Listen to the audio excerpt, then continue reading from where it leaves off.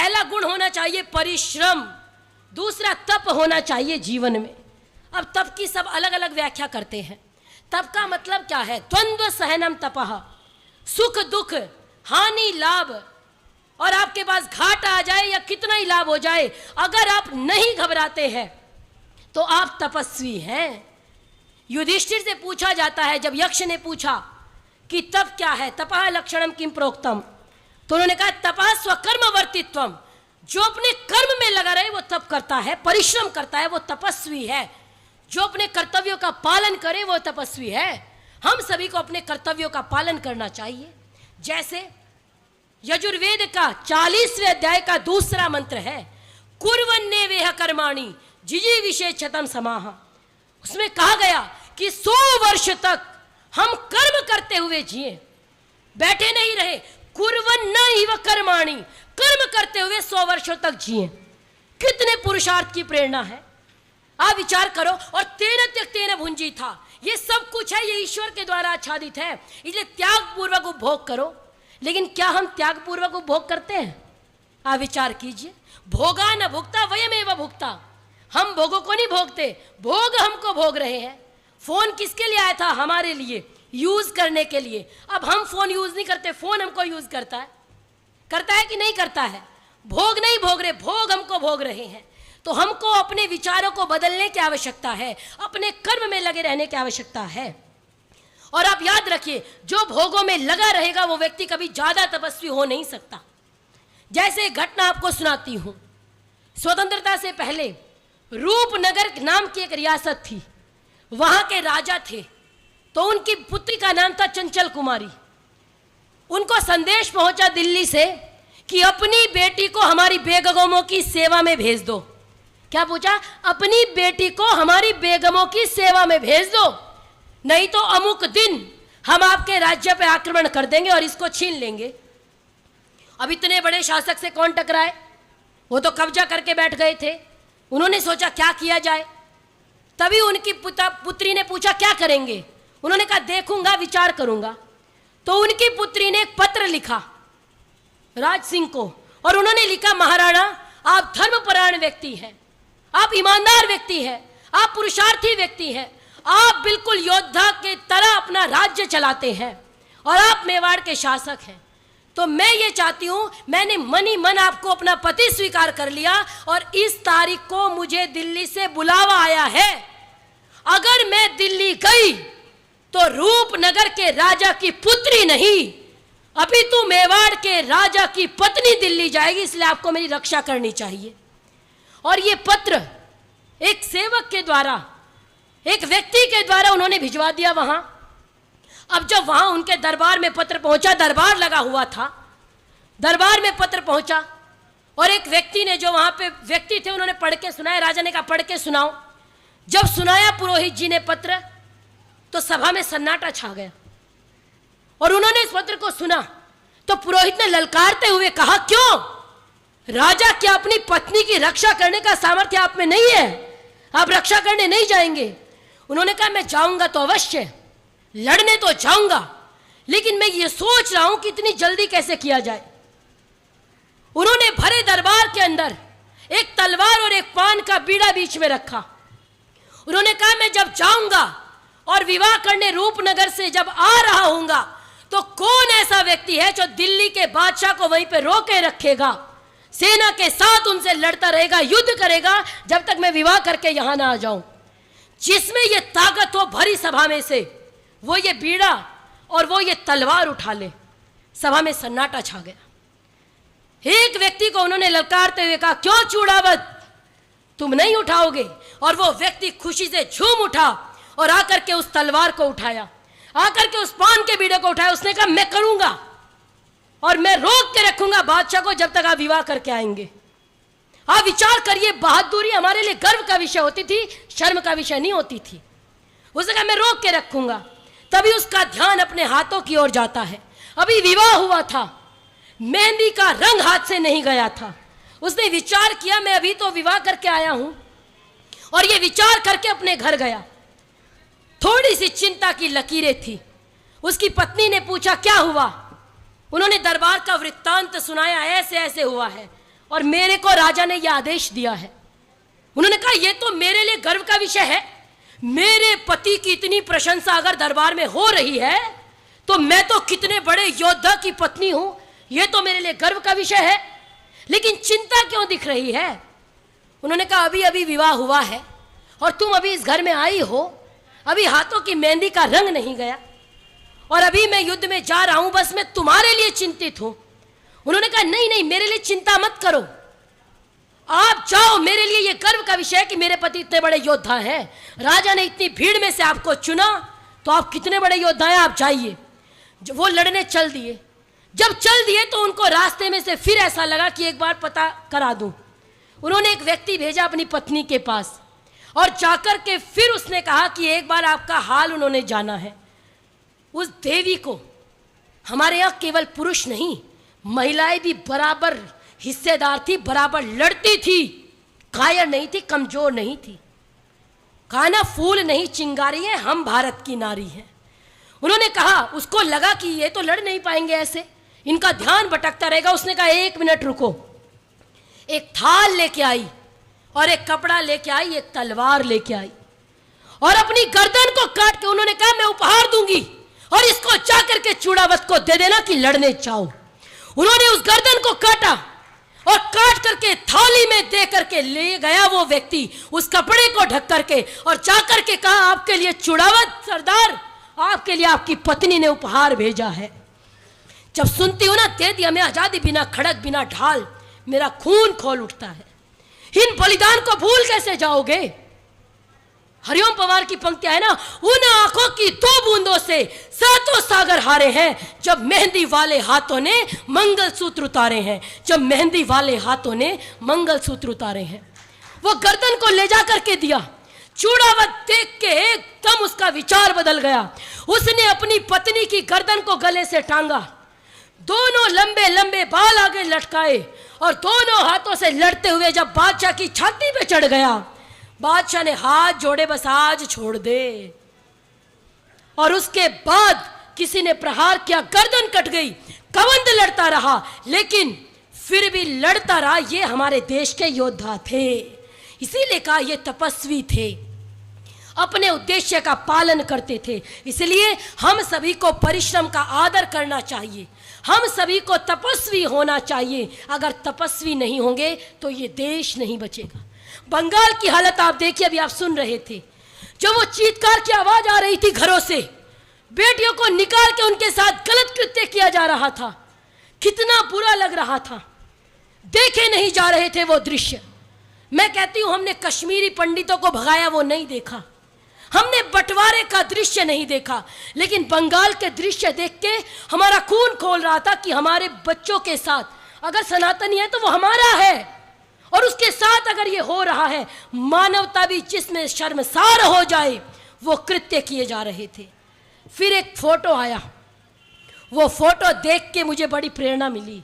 एक लड़की अपने घर के गेट पे खड़ी है और एक कटार या तलवार टाइप का कुछ ले रखी, आ जाओ। आप विचार करो कितना ये भाव कब आता है? ये भाव तब आता है जब लगता है मरेंगे तो, लेकिन लड़के मरेंगे। खामोशी से मरना मुनासिब ना होगा, लड़ेंगे, परिश्रम करेंगे, संघर्ष करेंगे, ये वेद का आदेश है। बंगाल के लोगों को जब तक लगा कि बच सकते हैं बच जाओ, लेकिन जब लगा ना भाई अब तो पानी सर से ऊपर जा रहा है, तो सारे मैदान में आ गई। करोड़ों लोग सड़कों पे थे। जब करोड़ों लोग सड़कों पे आए, यूएस से आवाज आई, वहां की सरकार को बोलना पड़ा, अरे हिंदुओं के मंदिर मत तोड़ो। यही थे ना बयान, हिंदुओं पे अत्याचार मत करो। 10 दिन बाद सरकार जागी। क्यों जागी? क्योंकि आपने अपनी आवाज बुलंदी के साथ उठाई। याद रखिए, फूल बनकर जो जिया उसको यहां कुचला गया। आजादी लड़के मिलती है, भीख मांगने से थोड़ी मिल जाती है। फूल बनकर जो जिया उसको यहां कुचला गया। आदमी फौलाद के सांचे में ढलना चाहिए। छीनता हो हक तुम्हारा जब कोई उस वक्त, तो आंख से आंसू नहीं शोला निकलना चाहिए, आंख से आंसू नहीं शोला निकलना चाहिए। इसलिए परिश्रम करिए, वेदों की आज्ञा का पालन करिए। अपने वेदों को, अपने वेद मतलब मनुष्य मात्र की वाणी है। कोई भी कार्य छोटा बड़ा नहीं होता। अपने समाज के प्रत्येक व्यक्ति का हाथ पकड़िए, उनको दिशा दीजिए, उनको आगे बढ़ाइए। पहला गुण बताया श्रमेण, दूसरा कहा तपसा, फिर कहा सृष्टा आस्तिकवाद। आस्तिकवाद अर्थात ईश्वर में आस्था, वेदों में आस्था। हमें तो वेदों से ही आस्था खत्म कर दी, स्वाध्याय करना छोड़ दिया। अभी आप सुन रहे थे, आपको सुनकर के शर्म आएगी। मैंने 12वीं के बच्चों से, मैं सोच भी नहीं सकती कि चिराग तले इतना अंधेरा है, मैंने 12वीं के बच्चों से पूछा 5 पांडवों के नाम बता दो। तो उन्होंने कहा, आप विचार करो, आप सोच सकते हैं कि 5 पांडवों के नाम भारत में नहीं पता होंगे, सोच नहीं सकते। मैंने कहा नाम बताओ, वो कहते हैं एक तो कृष्ण जी। आप विचार करके देखो, क्या पीढ़ी तैयार कर रहे हैं ये। मिट्टी के लोदे किस काम आएंगे? ना तो ये बाहर रखने के, ना ये अंदर रखने के। क्या करोगे इन बच्चों का? शेर का बच्चा एक ही अच्छा। अरे शेर तो बनाओ, शेर तो है ही नहीं। अगर अभी छिपकली आ जाए, आपका बच्चा गायब। जिसको यही नहीं पता धर्म किसे कहते हैं। 5 पांडवों के वेदों का नाम तो छोड़ दो, उपनिषदों का नाम छोड़ दो, वेदांगों का नाम छोड़ दो। मैंने कहा 5 लोगों के नाम बता दो। 5 पांडव तो जानते ही होंगे, सबसे आसान है। आप दुर्भाग्य देखिए देश का। आपके जो लोग तिलक लगाते हैं, अपने आप को हिंदू कहते हैं, हम सभी आर्य कहते हैं, वो 5 पांडवों के नाम नहीं बता पाए। आप क्या अपेक्षा कर रहे हैं? कैसे बचेगा देश? स्वाध्याय करना छोड़ दिया। याद रखिए, जो इतिहास, जो राष्ट्र, जो कौम अपने इतिहास पे गर्व नहीं करती, वो इतिहास बन जाते हैं, उसको कोई याद नहीं करता।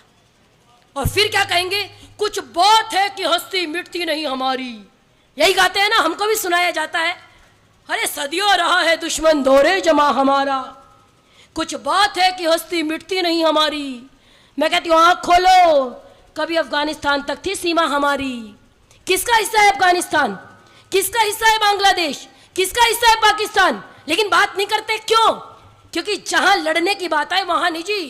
भगत सिंह तो चाहिए, लेकिन दूसरे का हो जाए, मेरा क्या करेगा? मेरा पुत्र को कमाने दो। याद रखिए, रोजी रोटी कमाइए, लेकिन उसके अधीन मत हो जाइए। भगत सिंह अगर पूरी जिंदगी रोजी रोटी में गुजारते तो आप और हम याद नहीं कर रहे होते। महर्षि देव दयानंद सरस्वती अगर पूरा जीवन इसी में गुजार देते तो आज हम और आप याद नहीं कर रहे होते। इतने बड़े घर को छोड़ के चल दिए। कितना बड़ा घर था उनका, अच्छे परिवार से थे। नहीं जी, नहीं चाहिए। राजा ने कहा अरे महाराज पूरा राज्य दे देंगे। उन्होंने कहा अरे राजन सुनो, आपके राज्य से तो दौड़ के बाहर जा सकता हूं, लेकिन उस परमपिता परमात्मा की आज्ञा को कैसे छोड़ दूं जिसके राज्य से दौड़ के बाहर नहीं जा सकता। और आगे की कल्पना मैं करती हूं, राजा ने कहा होगा अरे याद रखिएगा स्वामी दयानंद, इतने बड़े राज्य को आपको देने वाला कोई नहीं मिलेगा। और हम स्वामी दयानंद के शिष्य हैं तो उन्होंने जरूर विचार ये किया होगा। उन्होंने कहा होगा हो सकता है इतने बड़े राज्य को देने वाला मुझे कोई मिल भी जाए, लेकिन इतने बड़े राज्य को ठोकर मारने वाला तुम्हें दयानंद के अतिरिक्त दूसरा नहीं मिलेगा। इसीलिए कहती हूं वफा की राह में न जाने क्या क्या रंज गुजरे, जहां से कोई ना गुजरे वहां से दयानंद गुजरे, जहां से कोई ना गुजरे वहां से दयानंद गुजरे। आज अभी भी समय है, चेत जाइए, जाग जाइए, वरना याद रखिए कबूतर के आंख बंद कर लेने से समस्या हल नहीं हो जाती। विचारधारा की लड़ाई है, विचारधारा का टकराव है। अगर नहीं लड़ेंगे, मिलके नहीं लड़ेंगे, केवल प्रतिनिधि सभा का कार्य नहीं है, केवल आपका कार्य नहीं है। जो कार्य रामनिवास यादव जी ने किया, अपने बच्चे का जन्मदिन मनाया तो आइए वेद प्रचार करते हैं। हम क्या करते हैं, केक कटवाया, फूक लगवाई, अपना हो गया जी जन्मदिन, ये जन्मदिन है। नहीं, आज वो बच्चा जो घूम रहा है उसको जब वो बड़ा होगा उसको बताया जाएगा कि तेरे घर में तेरे लिए इतना बड़ा हवन कराया गया था, वेद का प्रचार कराया गया था। उस बच्चे को कितना गर्व होगा। हमें अपने बच्चे को, अपनी युवा पीढ़ी को सही दिशा देनी है। अपने घरों में कम से कम पहले रामायण महाभारत तो याद ही हो जाता था, अब तो पता ही नहीं जी कृष्ण जी कौन। बस एक बार पूजा कर ली, बात खत्म। पूजा के अलावा वो जीवन कैसा जिए वो भी जीने की आवश्यकता है। वो कितने सत्यवादी थे वो बनने की आवश्यकता है। अपने महापुरुषों से प्रेरणा ले। यही कार्य प्रत्येक व्यक्ति करेगा तो निश्चित रूप से केवल यहाँ का या वहाँ का दायित्व नहीं है, और सुनकर के छोड़ दे वो भी दायित्व नहीं है। आपके सामने अनेकों उदाहरण अभी आप सुन रहे थे। 15 मिनट के लिए पुलिस हटा लो, कोई कहता है आप 20 करोड़ लोग आप पे भारी पड़ेंगे, यही कहते हैं ना। कोई कहता है कश्मीर घाटी पे तिरंगे उठाने वाले नहीं मिलेंगे, यही होता है ना। आप विचार करो, बहुसंख्यक है हम, लेकिन जिसका मन करता है हमको धमकी दे देता है। बहुत गलत कहावत है, मैं बोलना नहीं चाह रही, लेकिन वही काम हमारे साथ हो रहा है अपने देश में। क्यों? क्योंकि कायरों की जिंदगी जीना पसंद करते हैं, योद्धा की जिंदगी जीना पसंद नहीं करते। 100 वर्ष से अच्छा है 50 साल जियो, लेकिन शेरों की तरह जियो, वो जिंदगी अच्छी है। लड़के जियो। क्यों? क्योंकि जब लड़ते हैं तो लोगों को पता होता है ये संघर्षशील है, इनको नहीं छेड़ना। हमने क्या करा ना जी, राम जी करेंगे, कृष्ण जी करेंगे, भगवान करेंगे, अवतार लेके आएंगे, हमारा तो कोई काम नहीं, हम तो कुछ नहीं करेंगे। जिसके देश में जिनके आदर्श राम जी और कृष्ण जी हों, उन लोगों को भी अगर ऐसी स्थिति में जीना पड़ जाए तो उनको विचार करना चाहिए। इसको उत्थान कहते हैं या पतन कहते हैं, आप याद रखिए। और अंतिम में कुछ पंक्तियां कह के वाणी को विराम दूंगी कि हम सभी मिल करके एकजुट होकर, बंगाल जैसे हालात होते देर नहीं लगती। और आप कहोगे बंगाल में ही तो हुआ, हमारे यहाँ क्या हुआ? कश्मीरी पंडितों को भगाया गया, कैराना से भगाया गया, हमने लड़ना नहीं सीखा। अभी 10 लोग आएंगे, हम क्या करेंगे? भाग लेंगे।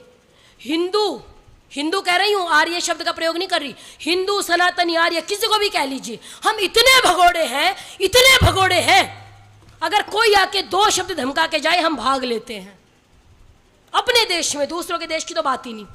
तो इसलिए ये कहना छोड़िए, ये विचार करिए कि अफगानिस्तान तक की सीमा को कैसे बचाना है।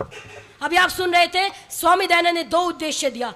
जिनका चक्रवर्ती साम्राज्य रहा हो, अगर उनका पतन हो तो दुख होता है, तो वो पतन हमारा ना हो, उत्थान की ओर बढ़े, यही कह करके और हम सभी जागरूक बने। वयम राष्ट्र जागृयाम पुरोहितः, आर्य प्रतिनिधि सभा का पूरा साथ दें। प्रत्येक व्यक्ति ऐसे कार्यक्रम आयोजित करेगा तो निश्चित रूप से परिवर्तन आएगा। और ये कार्य किसी एक का नहीं है, प्रत्येक का कार्य है। और अंतिम में 2 पंक्ति कह के वाणी को विराम। किस वेद के उपदेश को? पहली पंक्ति परिश्रम, दूसरा आस्तिकता, तीसरा तपस्या। इनको अपने जीवन में कार्य करिए। और आगे वेद कहता है कि न्यायपूर्वक कमाओ और न्यायपूर्वक उपभोग करो, आराम से जियो और जीने दो, लेकिन जो तुमको ना जीने दे उसका जीना हराम कर दो। ये भी सही है। क्यों? क्योंकि अत्याचार करना तो पाप है, लेकिन सहना उससे बड़ा पाप है। वीर कभी नहीं सहता। और अंतिम में एक घटना बता के वाणी को विराम दूंगी। आपके सामने भ्राता अरविंद जी विराजमान है, अभी मुझे दिखाई दिए थे, अभी दिख नहीं रहे हैं। सबसे पहली बार इन्होंने जबरदस्ती गाजियाबाद आइए, गाजियाबाद आइए। मैंने कहा मैं नहीं आ पाऊंगी। आई तब सत्यवीर जी से परिचय कराया। तो आपकी सभा बहुत अच्छा कार्य कर रही है, मेरे साथ मेरा भाई विराजमान है। आप याद रखिए, जब एक बहन कार्य करती है, एक बेटी कार्य करती है, तो केवल वो कार्य नहीं करती, परिवार की मजबूती होती है तब वो कार्य करती है, नहीं तो कर नहीं सकती। कुछ दिन पहले एक प्रचार के समय 2019 में जब सीए का आंदोलन चल रहा था, तो एक धमकी भरा मैसेज मुझे आया। तो इस समय ये आर्मी में है, तो इसकी पोस्टिंग थी राजस्थान में। तो इसने कहीं सोशल मीडिया कम चला रहा था, बात भी कम हो पाती थी, तो इसने कहीं वो मैसेज देखा होगा। तो मुझे फ़ोन आता है, कुछ ऐसा हुआ? मैंने कहा हाँ हुआ। तो घबराने की जरूरत नहीं है, मैं हूँ। मैंने कहा घबरा कौन रहा है, मुझे पता है तू है। तो ऐसा भाई, ऐसा परिवार भगवान प्रत्येक बेटी को दे, तो निश्चित रूप से हम सभी अपने बच्चों का संबल बने, अपने बच्चों को सही दिशा दें, धार्मिक दिशा दें। और ये माता की जिम्मेदारी ज़्यादा है, वरना जब 12वीं के बच्चे 5 पांडवों के नाम नहीं बता पाते ना, तो शर्म आती है। सिर शर्म से झुक जाता है, कैसे बचाएंगे देश। याद रखिए, एक बार मैंने जरासासूर्य से कुछ यूँ कहा। ये पंक्तियाँ आपने मेरे मुख से बहुत सुनी होंगी और मैं हमेशा बोलती हूँ, इन पंक्तियों के बिना मुझे अपना वक्तव्य पूरा नहीं लगता। एक बार मैंने जरासासूर्य से कुछ यूँ कहा, आपके साम्राज्य में इतना अंधेरा क्यों रहा? तमा कर वो दहाड़ा मैं अकेला क्या करूं? तुम निकम्मों के लिए मैं ही भला कब तक लड़ूं? सूर्य की आराधना के चक्करों में मत पड़ो, दूसरे को मत देखो। सूर्य की आराधना के चक्करों में मत पड़ो, संग्राम ये घनघोर है। कुछ मैं लड़ूं, कुछ तुम लड़ो, कुछ मैं लड़ूं, कुछ तुम लड़ो। महर्षि देव दयानंद की, महर्षि देव दयानंद की जय, महर्षि देव दयानंद की जय। और एक बार हम सभी जोर से नारा लगाएंगे, जय श्री राम, जय श्री राम, जय श्री राम। धन्यवाद, आभार।